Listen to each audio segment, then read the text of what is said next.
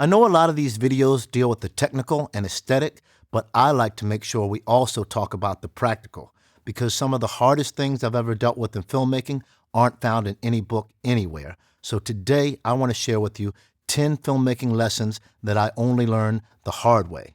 And when I say lessons I learned the hard way, I mean that I either made a huge mistake, spent money that I didn't have on things I didn't need to do, or devoted my time and efforts in directions that were never feasible approaches to begin with.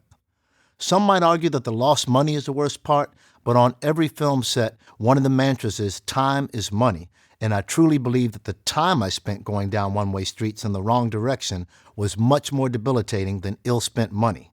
Most of us indie filmmakers are creative hustlers, so we can get the money back one way or another, but we'll never be able to get the time back, not to mention the wasted energy and project momentum lost to bad decisions on set. These lessons are presented mostly from the perspective of an indie producer-director and are carved out of my own various experiences in the filmmaking trenches and those of my colleagues, friends, and students, and they're merely the tip of the iceberg.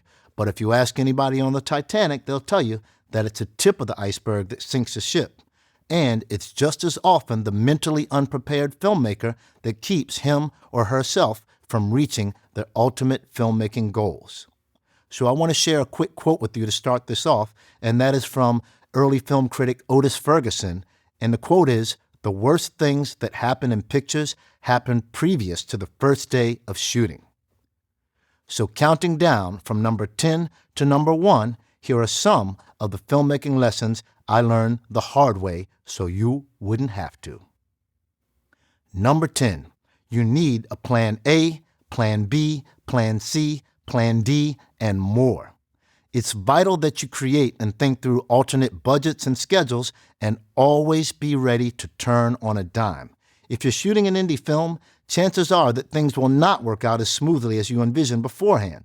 There will be a non-stop stream of obstacles and setbacks. This should be expected and planned for. Don't make the novice mistake of counting on all the pieces to fit perfectly together and all of your low-budget solutions to work out, because often they won't.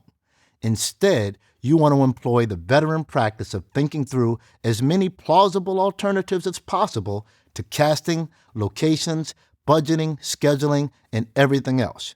Now, you don't have to tell anybody else at all these plans, but you should be mentally prepared to get creative and change course to do whatever you got to do to keep the production moving forward and capture your vision on video.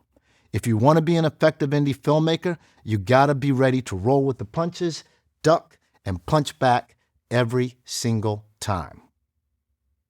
Lesson number 9, feed your crew good food every day and keep the coffee, caffeine, and even snacks flowing at all times. This is a point I feel so strongly about. We previously covered it in an entire episode of Pro Video Tips. Whether you like it or not, these things are the fuel and lubricants that keep the set moving.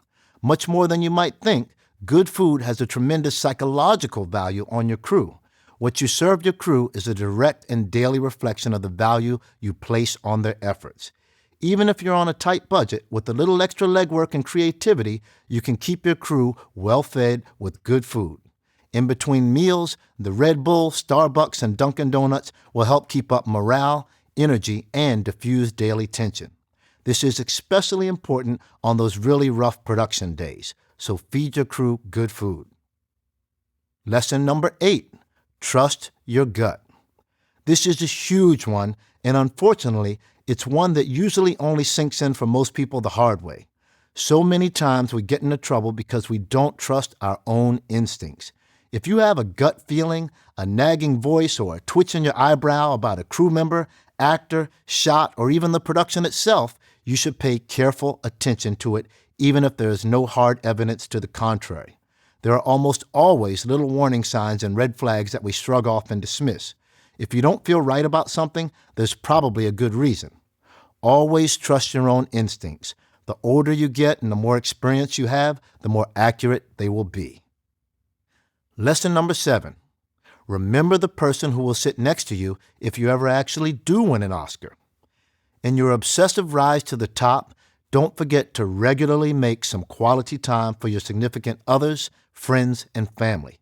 These are the only people that will still be there whether the audience cheers or boos at the end, so it's important to have people around you that support you and know you not just as a filmmaker, but as a person. They will help keep your feet on the ground and your head on straight no matter what happens. And as you can easily see for yourself by just picking up a tabloid, success can be just as difficult to deal with as failure, so you want to make sure that you always have real people that really know and care about you in your corner as you rise from the bottom of the bottom to the top of the top. As Billy D. Williams said in Mahogany, success is nothing without someone you love to share it with. Lesson number 6.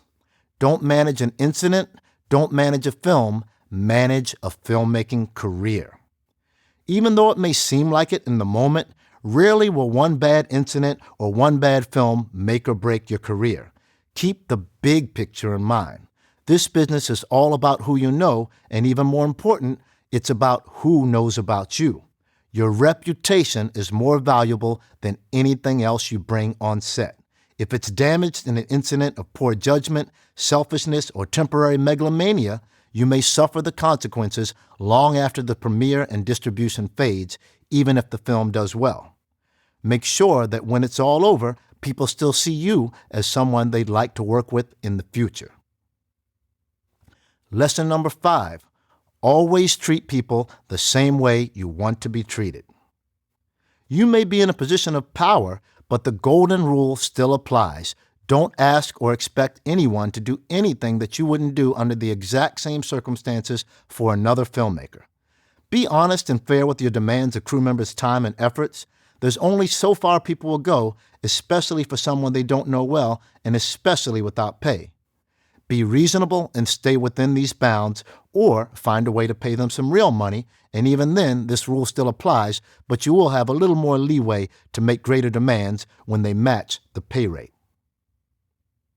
Lesson number 4. You are not saving the world.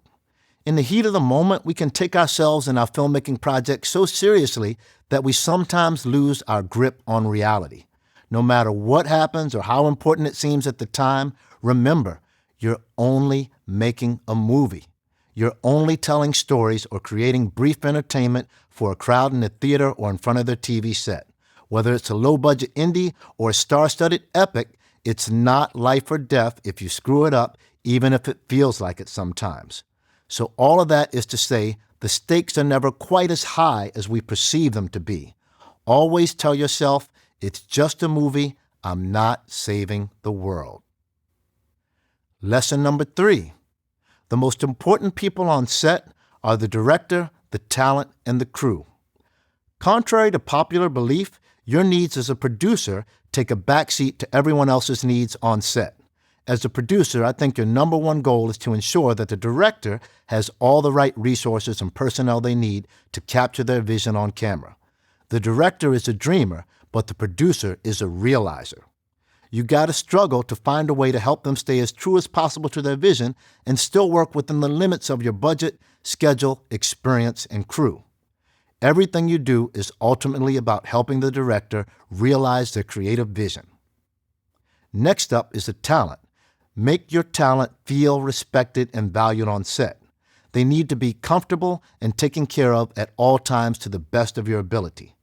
All any actor really wants is a little respect and attention from the directors and producer. Make them feel it every moment on set, and in turn, your audience will feel it on screen.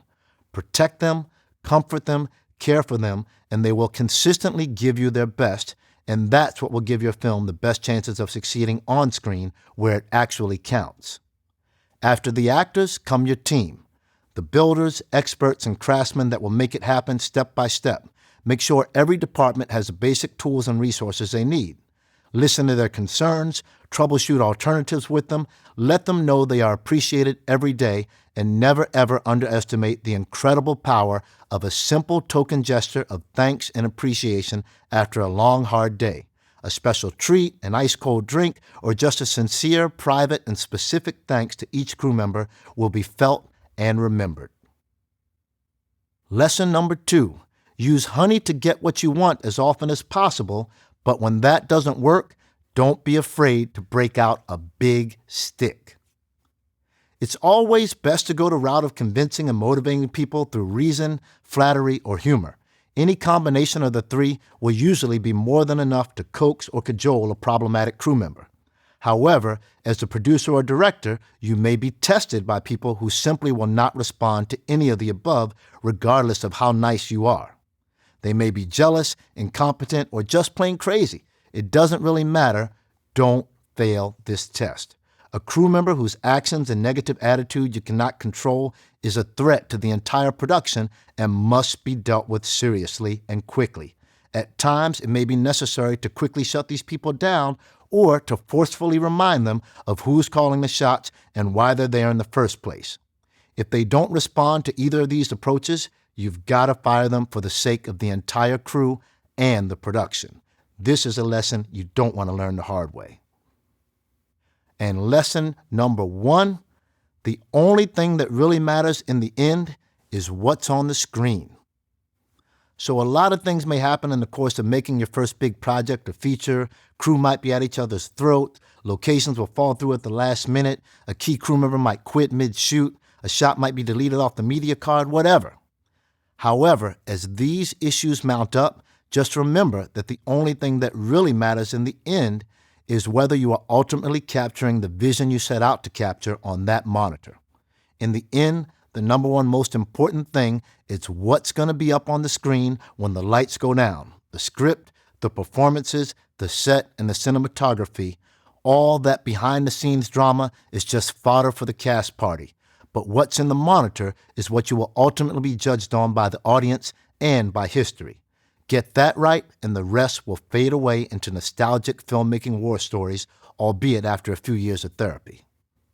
So I hope you found these little filmmaking tidbits useful in your filmmaking journey and practice them daily. As my Double Down Film Show partner Pete Chapman is fond of saying, it's not a sprint, it's a marathon. So pace yourself accordingly and never lose sight of the big filmmaking picture.